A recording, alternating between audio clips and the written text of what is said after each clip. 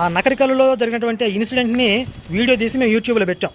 పెడితే నరసరావుపేట డిఎస్పీ గారు మాకు ఫోన్ చేసి, ఇది లా అండ్ ఆర్డర్ ప్రాబ్లం అయ్యే అవకాశం ఉంది, దయచేసి మీరు ఆ వీడియో డిలీట్ చేయండి అని చెప్పి ఆయన మమ్మల్ని కోరడం జరిగింది. ముందు గుంటూరు జిల్లా సభ్యులతో మాట్లాడారు. ఆ తర్వాత వాళ్ళు నా నెంబర్ ఇచ్చేస్తే ఆ డిఎస్పీ గారు నాతో మాట్లాడారు.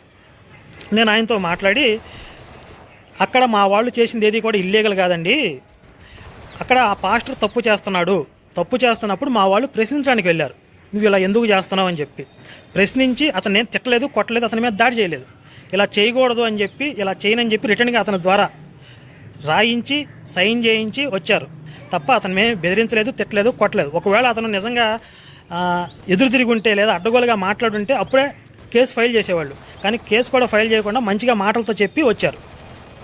ఇదేం ఇల్లీగల్ కాదండి, ఇది ఈ సమస్య ప్రతి చోట ఉంది.